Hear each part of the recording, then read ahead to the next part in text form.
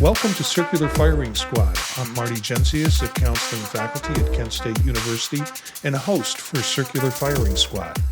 Tonight we've got 4 members, 4 questions, and 4 answers for each question.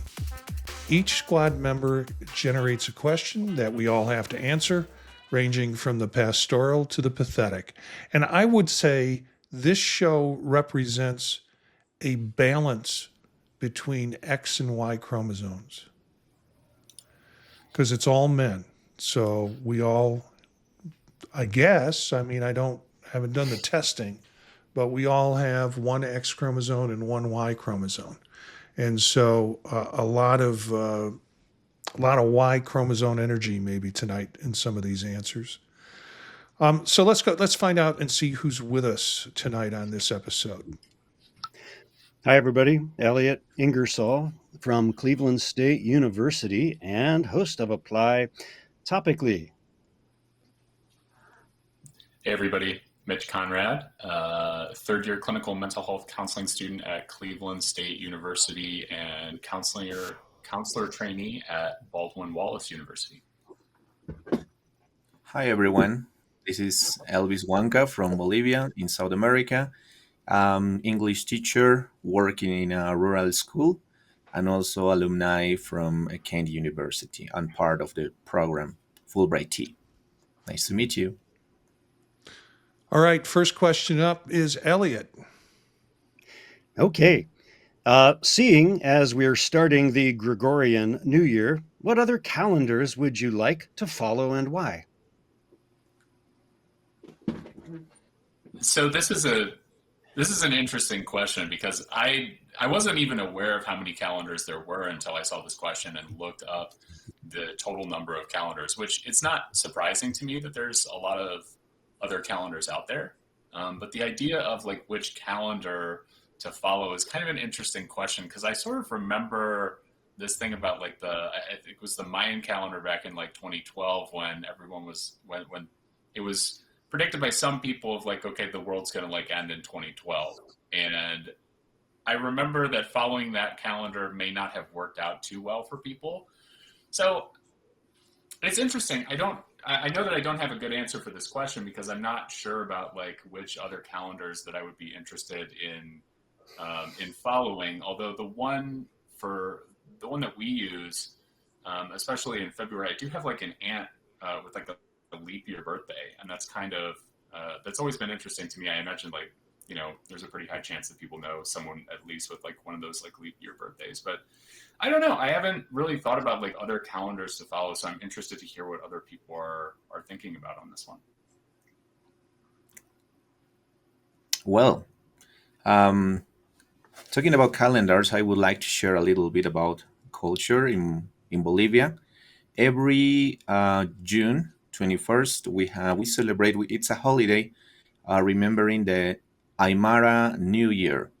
So the calendar is pretty different because according to this calendar, we are in the year 5,532. It would be 32. So this upcoming June, we will be celebrating the next year. So it's a very interesting, well, after all, we just take it as a holiday, but people around the country go and raise their hands and receive the first sun shine. So it's really interesting how they celebrate this. It's very traditional. It has become a custom for us, and it is also linked with the culture that we have, the Aymaras, and we have a very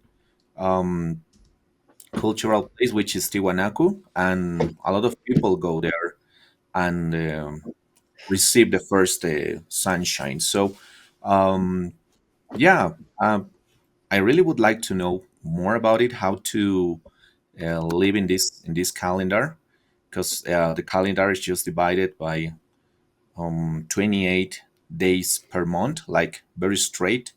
And talking about the seasons, they just have a cold season, dry season and rainy season. So it considers just three of them. So it will be interesting to live that. And as I said before, we are aware that that calendar exists, but we just take it as a holiday. Well, Elliott sent this question in with some other questions, and I thought, I'm not sure I want to do this one because, like Mitch, I don't know of any other calendars or really focus on any other calendars. My calendar consists of what didn't I get done yesterday day and what do I have to get done today day. That's my calendar. So, as much as you could say I don't follow calendars and live in the moment, it's just that I'm chasing work. However, the reason I said let's do this question because it gives you an opportunity to learn some fun facts about the year 2025. The year 2025 is a perfect square year, if you think of it that way. It's the square of 45, or 45 squared is 2025. It's the product of two squares. 9 squared times 5 squared equals 2,225. It's the sum of three squares. 40 squared plus 20 squared plus 5 squared is 2025. It's the square of the sum of the first 9 positive integers. 1 plus 2 plus 3 plus 4 plus 5 plus 6 plus 7 plus 8 plus 9 squared is 2025. And then it's also the sum of the cubes of digits from 1 to 9. 1 squared, 2 cubed, 3 cubed, 4 cubed, all the way up to 9 cubed is 2025. And that's Nicomedes' theorem, I guess. I'm not pronouncing it right, but he's probably dead, so he's not going to complain. So, Elliott, fill us in on one, how did you come up with this question? And two, what your answer is. Well, I'm very skeptical, as many of you know, I'm skeptical about the whole idea of time. It's not real. I got some pretty strong opinions behind me on that, like Leonard Mlodinow, Stephen Hawking. So then I started to think, I like to play with things. I like to bend things. I like to stretch things, especially rules.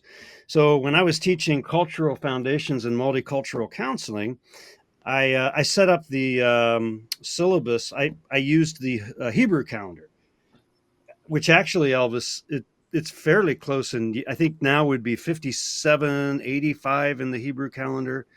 There's the Islamic calendar where it would be like 1446. There's Aleister Crowley's Thelemic calendar, which dates the time from the start of his supposed mystical revelation.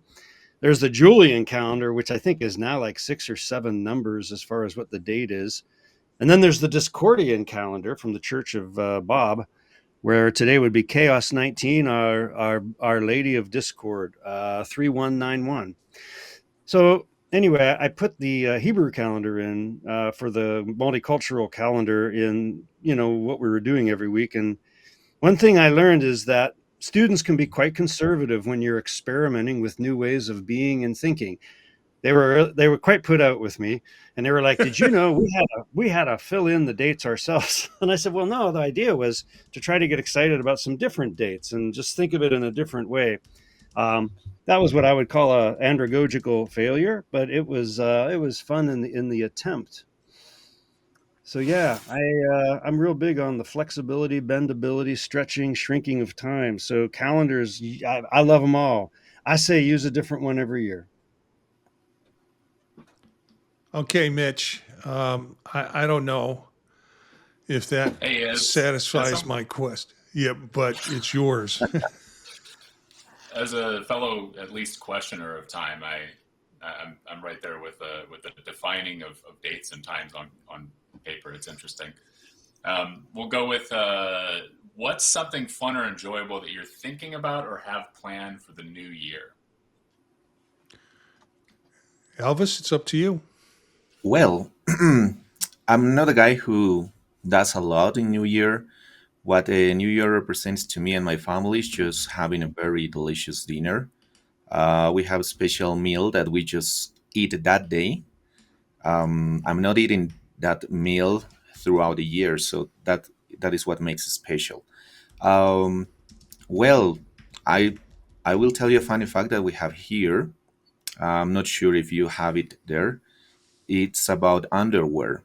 So people here has a custom of buying underwear of color yellow if you want to have a lot of money throughout the year, or color red if you want to find your soulmate. So I think that's funny because you would see around the city a lot of markets selling this kind of underwear, and yeah, it's really fun to see that, and I think that's the most funny thing that we can do there. Of course, there are a lot of things that other people do, like eating grapes, 12 grapes.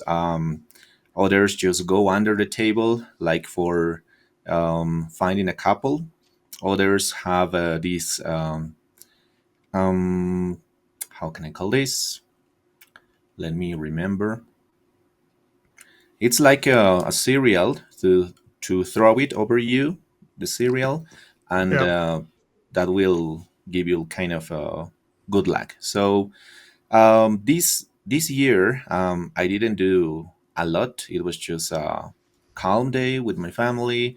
I had very delicious dinner, and I then just go to bed. So it was nice. Yeah, I took the question a little bit different. What's something fun or enjoyable that you're thinking about or having planned for the new year? Meaning, like, what am I going to do this year? And I'll tell you the thing that I'm most excited about this year. Is not going to Disneyland or Disney World, I guess, for the American Counseling Association conference. I am so tired of Disney World. But Mm. coming up in July is Macstock, which is sort of like the Woodstock of people who like Mac stuff. And it happens to be held in Woodstock, Illinois, so hence Macstock. And I have been attending it for 7 years now. I think it's on its eighth year. There is one year that they don't count that was digital, so maybe it's on its ninth year.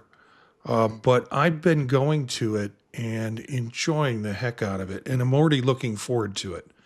The last 2 years I presented, I'm hopefully planning on presenting again this year.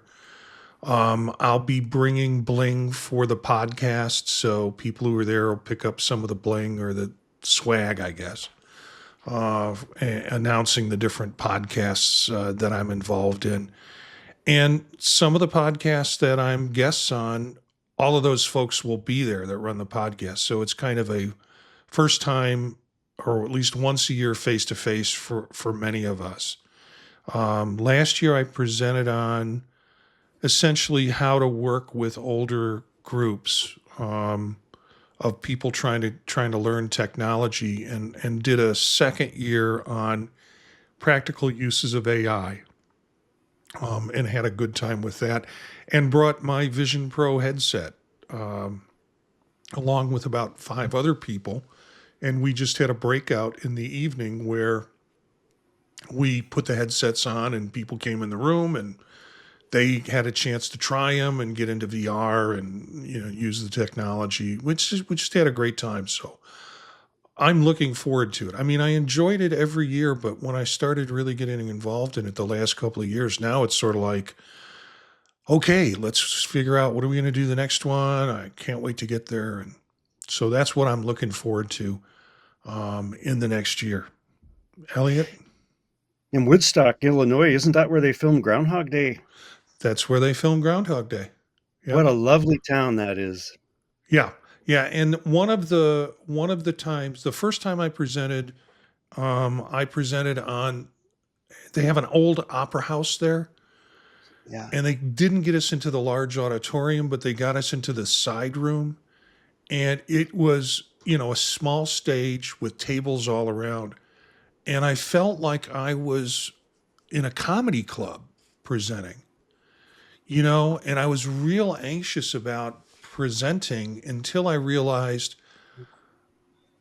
many of these other folks here are technology focused people. They're not up in front of people teaching.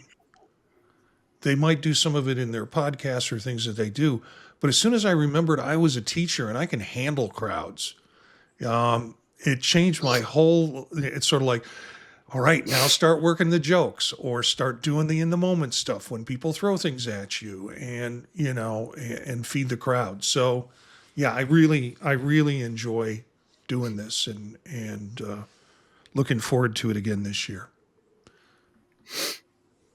I love the question, Mitch, because yeah, I'm like, there's three things that I'm trying to get together in this year, and one is this old ass body of mine. I got to figure out what it takes to get it into the best shape it can be in, and I'm not even sure what that is. I haven't quite tested all the limits of this new robo knee that I've got, and so that's a piece of it. But I'd mentioned in some other podcasts, I'm getting back to the upright bass. It's turning out to be more expensive than I had hoped, but I'm doing a reunion show with my old duo partner, Dale Galgozzi. Galgozzi and Ingersoll ride again, and we're going to do a show at the Kent Library this June, and that's really exciting because we're doing all new stuff. We were together 18 years. We would do, 3 to 4 children's shows a week, and then we would play 3 nights a week. That was back in the 90s when there were a lot of gigs. And we did everything. We did folk festivals. Then we were apart for 18 years, and we said, well, hell, we may as well give it another shot here. So it's kind of fun, though. It's fun to be playing music with someone who's known me that long. And so that's something that I'm really very much looking forward to. Still waiting on the double bass repair, but we'll get there. And I think the other thing is just, cooking. My partner and I are, I can't exercise my way out of extra weight anymore, apparently.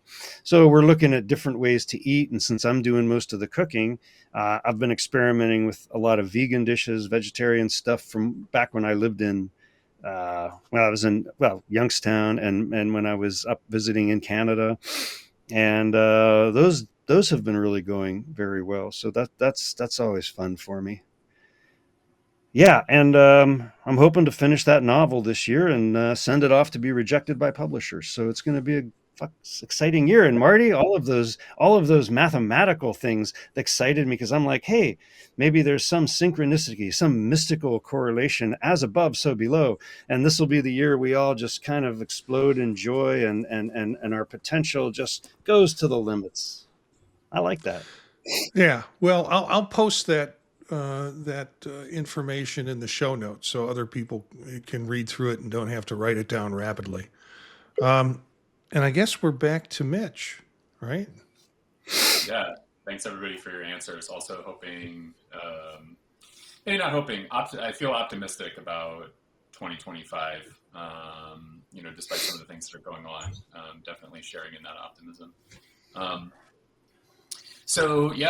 This was actually a bit of an interesting question for me because I've been thinking about like what are like meaningful things to do now. Like I'm in my 30s and I'm like, okay, like what is like on like actually like on my bucket list of like things to do. And I remember driving to Nebraska and spending time with my family in Nebraska. And I remember us going out to eat one night and all of a sudden I look up in the sky and there's stars.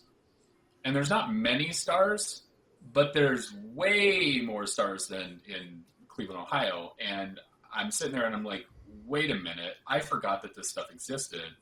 And we oftentimes live in places with like a lot of like light pollution. And I haven't been like camping in a really long time. And I haven't been to a place where, I'm not sure if I've been to a place in my life where I could actually see the night sky as is, as opposed to, with all the light pollution that obscures many of the stars out there.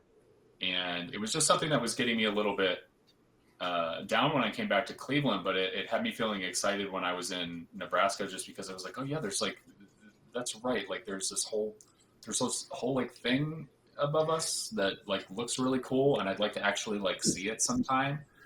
So I'm not necessarily like planning a trip, but I've looked around in terms of like where I'd like to go, whether that be like Texas or Oregon or California or Washington, places with not a lot of like light pollution, places where I can actually like look up and see what's up there. Cause I've never experienced that. And it's always been something that, um, especially since like my early 20s has been like on my mind. And I was just reminded of it going to Nebraska and looking up and going like, wow, there's not a ton up there, but there's so much more. And I imagine that, the feeling of like seeing the actual like non-light polluted sky at night would be something that would be exceptionally meaningful to me. So looking to do that this year, would love to do it this year, but it's definitely going to happen, eventually. So I got a cousin who lives on the family farm out in Salem. Mitch, I'll take you out there. You get yeah, amazing views of the night sky out there. yeah, awesome. And what about night sky with you, Elvis? Um, I'm not really sure about the word. Could you Oh, how explain a would do little you bit? get to see a lot of stars where you live at night up in the sky? Oh, well, we have a very clear sky here, even though in the city it's kind of blurry. You have to go to the countryside. Yeah, and nights are amazing there, so you have a very nice view. Of course, you need to wait until like 10 p.m. or something so you can have a better view. So if you are really into that, you can go there. It's very common here also, do mountain hiking, and when they are on the top they have a very nice views too, and Hmm. some of them just take photos and post it on Facebook, and it's just really nice how they look at night. You've got the next question for the whole group.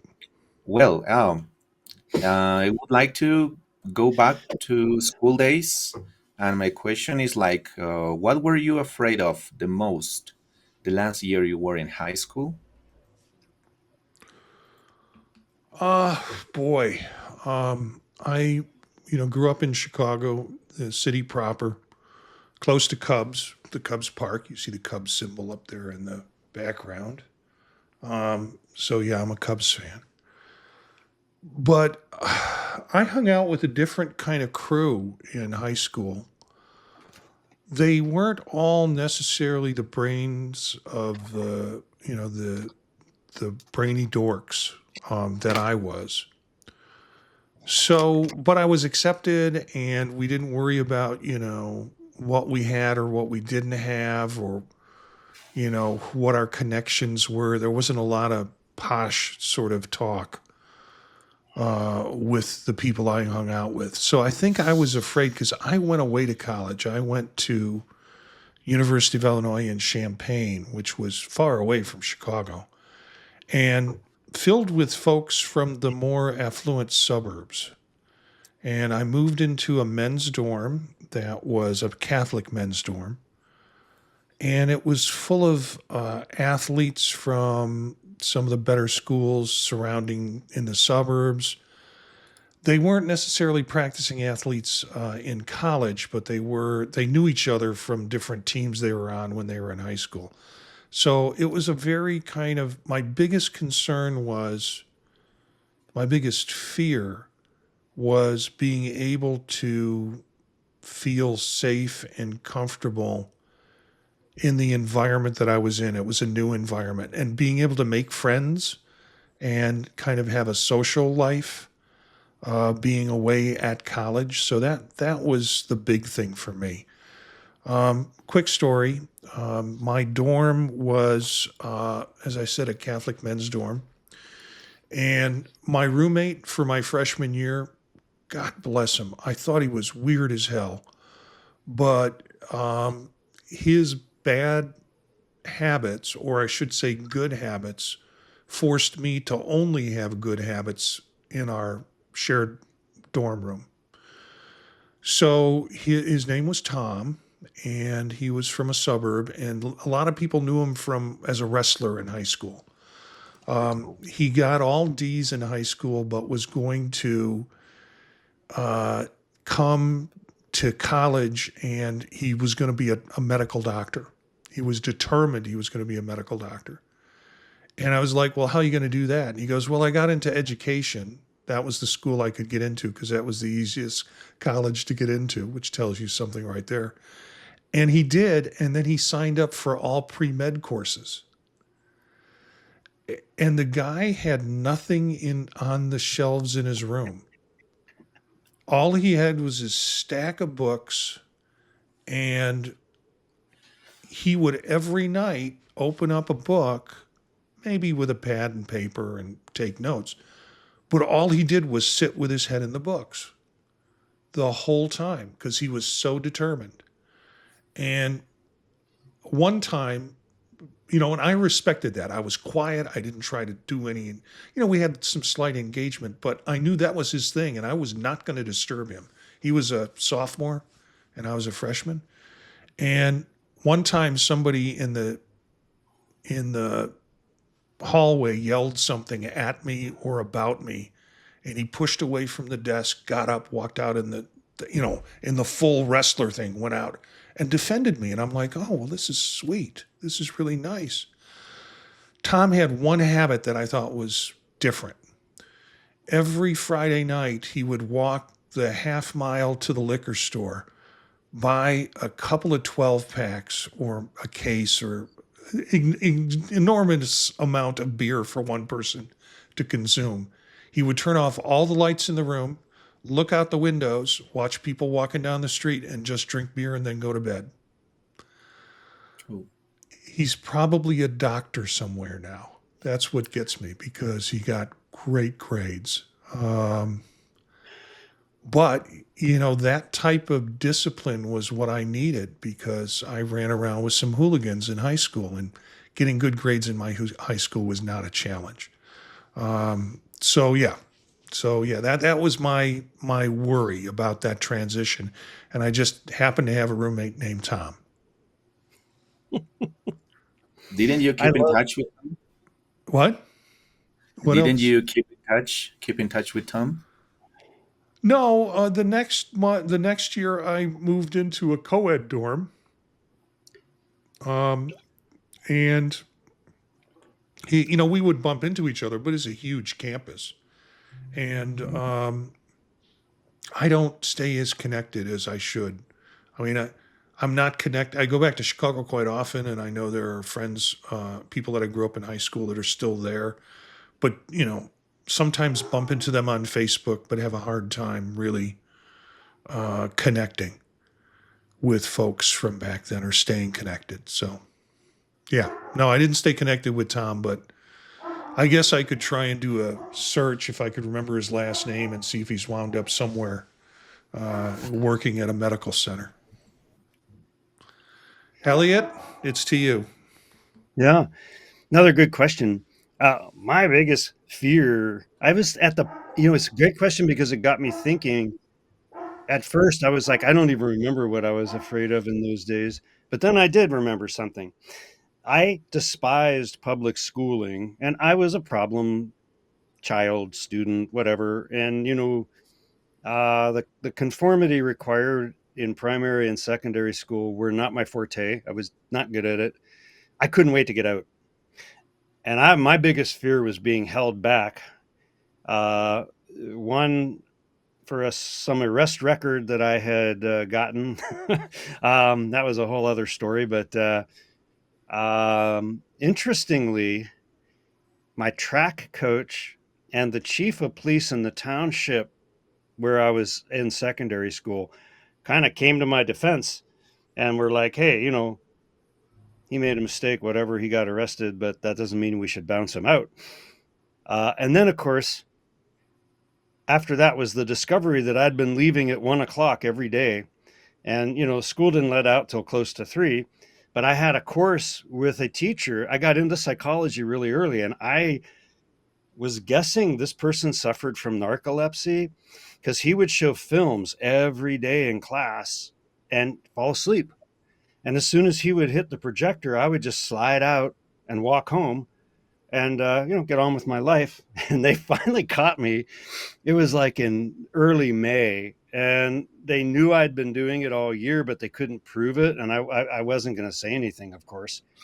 And then the fact that I'd been arrested and all of this stuff, that wasn't looking good for me. But I was also like, well, there is a burden of proof here. And I skipped out a couple times. Absolutely. And that wasn't a lie. I skipped out a lot more than that though, too. So I think all in the end, they were glad to be shut of me and, just whatever, send him on. and I got out of it. But that was what was scary to me that last year of secondary school. Last thing I ever wanted to do was go. But I've never gone to a reunion. All of my friends do. And I'm like, are you insane? Would you go back to a jail reunion? I mean, come on. No.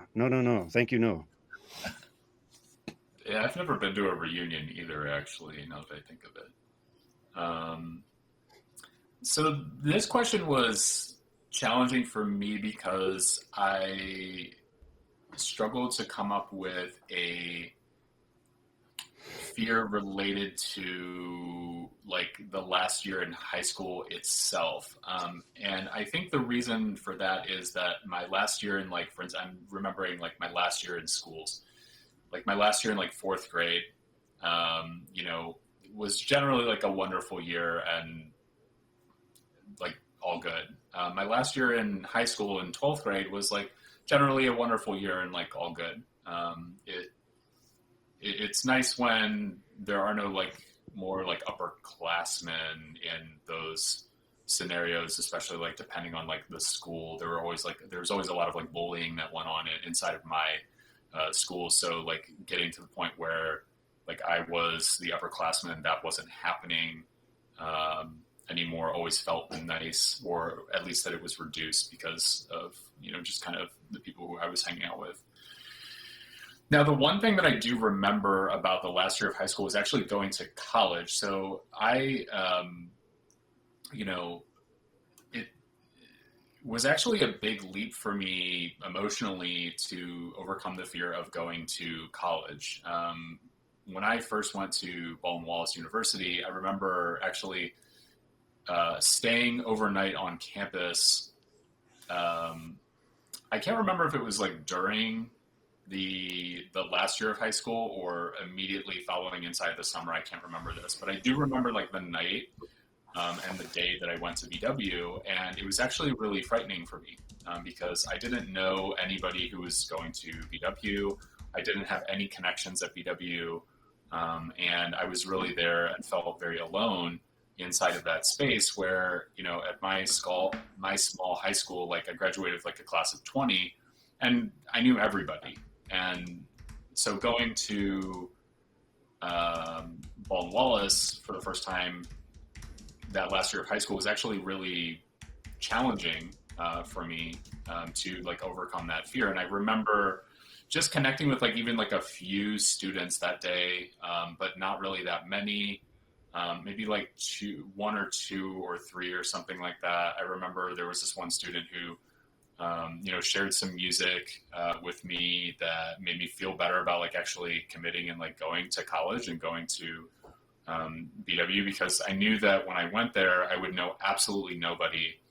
And that was really challenging for me. Anytime that I like go to a new place and I don't know anyone at the new place, especially when it's something that I'm going to be spending, like CSU, for instance, like I didn't know anybody at Cleveland State when I started my graduate program there either, outside of like meeting a couple people like inside of our department when I visited like in the summer.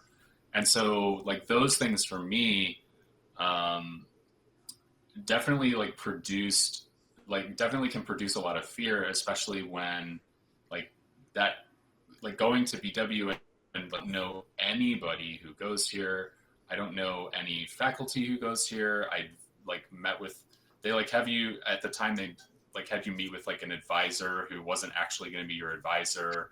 It was just there over the summer. And so I didn't end up actually like keeping in contact with any of the people that I met over the summer, but I remember like going that first, even the first day of college after high school, and there was a lot of fear that had been built up.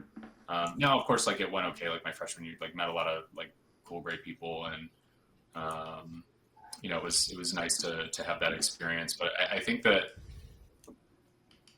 there was a lot of anticipatory anxiety around attending BW that really presented inside of like my like final like spring term in high school, and then also like the actual like attending on campus itself. So it's not quite like something that I was afraid of necessarily like inside of high school, but it was a lot of anticipation because a lot of students were also, hey, like figuring out, hey, it's a small school. Like many of the people there came from families who, right, like had never gone to college before, and so there wasn't a lot of like conversation inside of the school about going to college, and so that was something where it felt like kind of like diving into the deep end alone on that one, and it was definitely something that produced some fear for me. So yeah.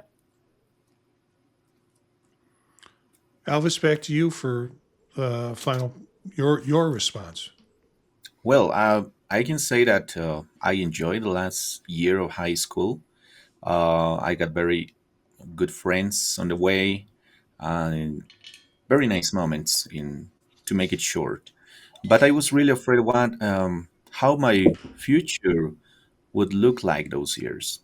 And my question was actually about it because I think that's the question every student asks themselves when the last year of high school is finishing. They are worried and concerned about what they will do the the next year. So they are kind of always asking teacher, "What can I do? What do you recommend to do?" Like working or which university do you know or institute or something like that. So some of my students are always asking these questions: what their future will look like in the next year. So that motivated me to throw you this question because I think it's very important to talk with students, try to manage them and push them to do the best possible. And I think also um, counselors or counseling is related to that too. So I was, as I said before, I was really afraid about how my future would look like. I always had two options to have a career at the university. I was on one hand very motivated about studying informatics. I liked computers a lot, and on the other side, I got tourism. So this because I didn't want to know about chemistry or physics. I was really bad at it.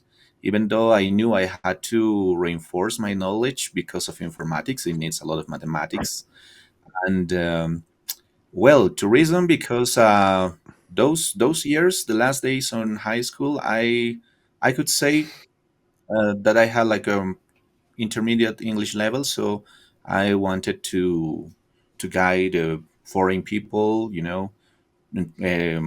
travel a lot. So those were my options. But I was not really sure how to make it because I didn't have enough information.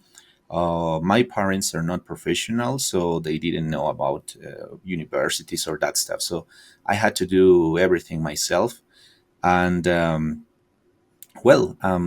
was my biggest fear then. So how to live as an adult because I was going from a teenager to adult, and suddenly a lot of responsibilities came up. So it's really hard to deal with that when you are in that age. Well, I have the last question, and this comes from a place where I'm learning about this right now, and I'm curious what your perspectives are on it. I have been uh, blessed with the role of program coordinator for our program, and I've never had to be so cognizant of trying to satisfy so many people at the same time. But often And primarily, the ones that are satisfied, I never hear from. But I do hear from students where they're disappointed because they have a particular plan in their head of what's going to happen, and their plans get changed. And that will require them to change their programs or their schedules or even the amount of time that they do something or have to do something. And we work in the counseling field. We're training people in the counseling field. And I am so aware of people's lack of tolerance for change. Now, we're in the counseling field. We should be kind of experts of tolerance for change, except when it happens to us. So, my question is, how do you address students' disappointment when their plans get changed by changes in the program or schedules? And it goes to Elliott first. I can't wait to hear Elliott's response on this one. Why is that? Because I think you carry a big stick and around these kinds of things. Well, and I guess I kind of do. I guess I hadn't thought of it in those terms, but I had the advantage of serving in the role of department chairperson for about 10 years. And I have devoured every book on Amazon that has been written, and I look at their business model, and I look at the way they talk about customers, obsess about your customers. And I'm like, I don't agree that higher ed is a business and we shouldn't look at students just as customers, but to some extent they are. And we're in high competitive mode now. Everybody's competing for students. So, and I have to say, I work with just a wonderful group of faculty. I cannot sing their praises enough because my thing was, look, if someone emails you, if they're interested in the program, first send an email back and say, thank you for your interest in our program. Thank them. It is a choice they made, and we should thank them and we should draw them in. And when students need a class, my position has always been that we should bend or break every rule to get them in what they need. Sometimes I've taught classes of 75 students because that's who needed the class. And everyone's like, well, and they were lecture type classes like psychopharmacology. And it's not necessarily going to be my best work when I have a really good memorization of where everyone in the program or in the class is at in the program. And I know some of their strengths and weaknesses. That's a more effective class. I don't always get that with 75 people, but I know my colleagues over a period of years, I asked them to increase the cap on their courses. And I made deals with the provost that if we showed an increased number of student credit hours over so many years, that we always have to, every provost was different, then we would get at least a visiting position, maybe a tenure track position. And so I worked really hard at that. So I like to think we are still very responsive to students. And everybody knows I love to bitch. I love to throw a fit. If something's wrong, I say, just tell me. Let's talk about it. Let's fix it. But I also talk to students, like some of these things are inevitable. Like someone just didn't plan very well, and there's 3 other chances to take the course. It's just going to make their schedule a little trickier. And that's when I get into my shtick about, isn't university a great place to be? If you have to be here a wee bit longer, I can think of worse places to be. And yeah, it's not ideal, but I like to think my enthusiasm, I think being a professor is the greatest job in the galaxy. Honestly, I can't think of a better one. At least for me, I can't.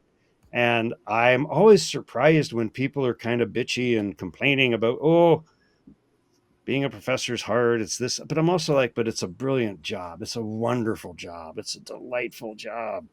And I think some of that enthusiasm comes through. And I like to think students feel like I'm taking their concerns sincerely. if there is anything I can do about it, and if it bends or breaks a few rules, I'll do it. But sometimes there's just nothing to be done. And then, as Marty said, we're trained as counselors. That's what we're training these folks to do. Then I kind of lean into that. But yeah, oh, if I were queen of the universe, if I could just get everyone at CSU to answer the phone when it rings, get right back to people. I mean, these people, you've heard this has been, you've heard this before, but the people who rise up to administrative positions aren't always the brightest crayons in the box. And it just pains me, because most of this is very simple. Be attentive to people's needs, be attentive to them, and quit pretending all of these fancy digital interfaces are going to do what you should be doing on a phone call or via email or in a meeting with people. Human beings, our DNA is about the same as it was 10,000 years ago. We're not adapting well to the digital age. People need contact. They need a face. They need a person. They need someone who's like, oh, he's in the program. He teaches there and he knows my concerns and he's trying to do something about that. That's what they need. And so that's what I do. Now, Mitch, you can give me a correction. Maybe I overstated my case. No, I think you're from my perspective, I hear your case and it resonates. I will go a little bit of a different direction on this, because I hear what you're saying about, right, like the idea of like being attentive, and if you can, right, like address the problem or fix the problem. And sometimes it is that simple of like, oh, just got to send like a contact email here, got to get somebody in touch with the right person, somebody got to, because like I work with students, and prospective students inside of the department too, and a lot of times it's just like sending an email and and somebody gets back and the problem resolves itself. And sometimes, especially as a student who has felt disappointment before about changes in programs and changes in his program and his schedule, and sometimes it can't be fixed, which sucks, in terms of like, oh, maybe somebody's got to stay an extra year because things didn't work out with the class or something like that. That didn't happen to me, but I do perceive that teaching can, or that maybe like if we're speaking in terms of like guidance, that guidance can, although I don't prefer to use the word guide, that these things can be very much like counseling. And for me, I know that, the thing that's beneficial is if something feels out of my control, or if something feels out of a student's control, a lot of times they just want to be heard and seen. A lot of times they just want to express their emotions about the situation. Like, hey, I feel really disappointed about this. I feel very angry about this. I feel very, jaded about, the college and what the college is doing. And a lot of times that can come up for people. And so, for me, especially as, someone who's received a lot of phone calls in my last 3 years from concerned students, a lot of time, the best thing that I can do is just listen and just affirm what's going on for them and allow them to express emotionally and connect with that. It sucks because a lot of times there is no good solution. And sometimes it's like, yeah, I hear you're going to have to spend another year in the program, and it sounds like you feel really disappointed about that. And I'm happy to continue to listen to you for another 15 minutes to express that. And that's a lot of, that can be a lot of time investment, depending on how long the phone call goes. But I think that's where I'd add to your answer, Dr. I, is like the idea of just like adding really like the idea of like being attentive, sitting with and understanding that a student's going to come in and just want to express emotions and sometimes just unload, and it might be directed even towards you, and it might not necessarily even be personal. It might feel personal, but it's oftentimes just what's going on for that student too. So Yeah, that's my 2 cents. And I have Okay. to chuck in, Mitch. You've been an exemplary graduate assistant. I mean, you have handled so many calls from prospective students in such a professional manner. We are very grateful for your willingness to do that and your ability to. But you've really stepped up. I appreciate that about you. Thank you. Elvis? Well, this question is very interesting, and I will divide my answer in two parts. How I look this as a student first, and then how I look to this now that I'm a teacher. Well, when I was a student, and well, not at university, here in Bolivia we have special high schools for public teachers. There's like um, you need to apply to take a test, approve the test, and then you go into the high school to be a teacher. So as this is part of the educational ministry, they have a lot of rules and they have a lot of things to follow, very straight. So when I was a student, I had the need to work. Everybody as a student needs to work for some expenses that you might have. You are being an adult and it's just normal. But I had this experience in which a lot of my plans had to be changed because of the high school policies. Um, so they didn't care about it because they had very strict rules, and they say, well, if you feel that you need a work, you can dedicate all your time to your work, and good luck. So you almost have no option but obeying the rules there.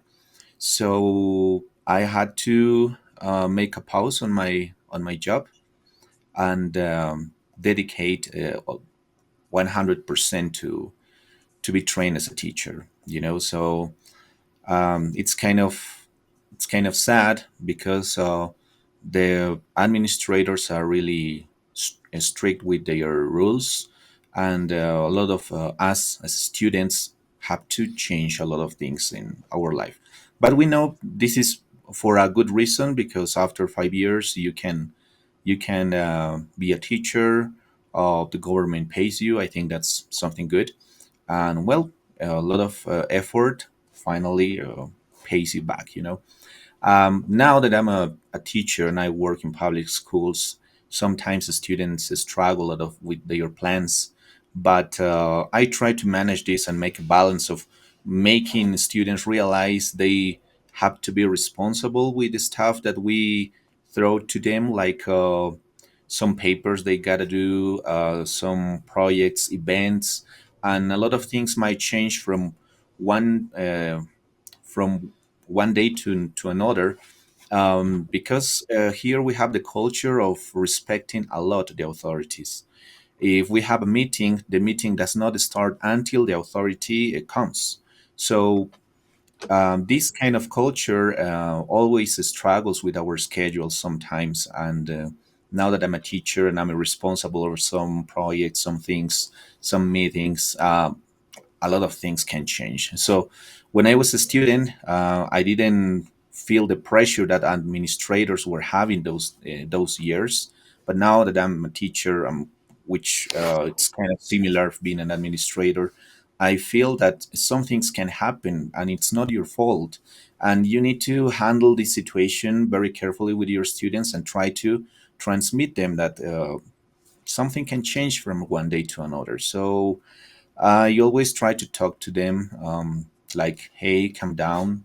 These things happen. I'm sorry about that you have to change your activity or something like that, but things are just that way. We don't have counselors in my country. The educational system doesn't have that. So, the relationship between students is always with teachers and administrators. And administrators, they just follow orders. So it's kind of complicated dealing with that.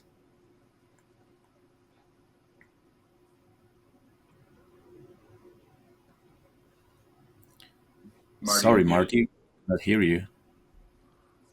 All of you had wonderful ideas. And it was very humbling for me to hear your suggestions or your ideas about doing it. I'm still kind of dealing with my own patience around some of the requests, and that might have been heard in the way that I phrased the question. So this is going to take me some time to reflect on doing. I do know, and I've had a couple of emails this weekend or last week that kind of set me off. And I realize now I need to take a little more time to kind of center around decisions when students ask this kind of thing, to figure it out in a more patient way than because it's only going to help me and it's going to better help the student. So I don't have any secrets to this yet, but I appreciate the comments that you brought around this idea. So final shot question. This comes from Elliott. And actually, Elliott's the first respondent. Coke or Pepsi? Well, heaven's sakes, Coca-Cola, of course. And I just have to add, I saw this this fellow who's been nominated for this health secretary, RFK Jr., and he's talking about, well, we're going to bring real sugar back instead of corn syrup into Coca-Cola. I'm like, you moron, bring the coca leaves back. What is going on with you? Holy socks. So Coca-Cola with the coca. Mitch? This may be controversial. I like both. And for some reason, it just like sometimes I'm in the mood for one, sometimes I'm in the mood for other, but I also recently kicked over decade long soda habit, and that has I know every time that I see it now, it's still there. It's still there. It's I still want to drink it. I was I'll see other people drink it, and I was like, oh gosh, I wish I could have a soda right now, but I haven't had a soda for gosh, what has it been? Has it been it must have been over 6 months now, which is the longest that I've ever gone without drinking it, but I do miss it. Not enough to start drinking it again, but I do love the taste of Coke, and I do love the taste of Pepsi. I will give a specific shout out to Coke in a glass bottle. That's better than either of them. And I have to do a tag on my favorite metal band from Mexico, The Warning. They have been involved in a Pepsi promotional, and I would drink Pepsi to support that band. Three sisters, and they are killing it. They are brilliant. They're great songwriters. So Pepsi gets a pass if The Warning is on the can. Elvis, Coke or Pepsi? I would say Coca-Cola, because it's more like a tradition here. We have a Coca-Cola bottle glasses of 1.5 liters, and it's very controversial because people believe people believe that Coca-Cola in glass tastes better than in the plastic bottle. So I prefer Coca-Cola. One thing I was really afraid about it was mispronounce the word, COKE when I was in the US.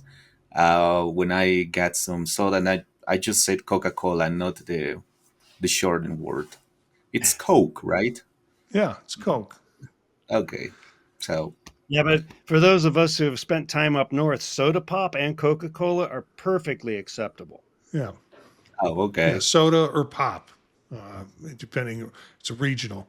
So, folks who are watching the stream, this container, this garbage can, is where the soda cans go. All right. I have a separate garbage can for garbage, but that's where the soda cans go because we recycle it. I like to say, with Coke or Pepsi, one of them was a substance that got me through college, my last 2 years of college, and the other one was Pepsi. But see, Mitch got the joke, or maybe Elliott and Elvis didn't get the joke. No, seriously, it wasn't Coke. It was MMDA. But really, I've been a Coke person for quite a while. At one time when Aileen and I were first dating, we did Tab, if you remember Tab as a soda. That was the first Diet Coke. Right. Yeah. And it was, so we did it for all the wrong reasons. But we have my sister-in-law is a Pepsi person. And so when she comes to visit, we stock up on Pepsi, and she always leaves enough for us here. And so then I kind of do the Mitch thing, and it's like, well, I feel like a Pepsi now, or I'll have a Pepsi. But I think I'm the only person on the planet that he really liked Pepsi Clear when it came out years ago. You'll have to look that up for some of you. Yeah. So whatever your preference, Coke or Pepsi, you can join us with Circular Firing Squad pretty much every other Sunday. It's been a long stretch. It's been since December since we did one of these shows. Had one scheduled last week, and then medical emergency came up. Everything's fine with it, but we were planning on getting a show out last week, and so we put a show together this week. I'll see. Maybe we'll do one again next week and get back on a 2-week cycle with that. So thanks to the firing squad, Elliott, Mitch, Elvis, for joining us tonight. And Elvis, it's glad to have you a part of this whenever you can. It's very cool to have you a part of this. Look for some of these characters on their podcasts on the podtalk.net.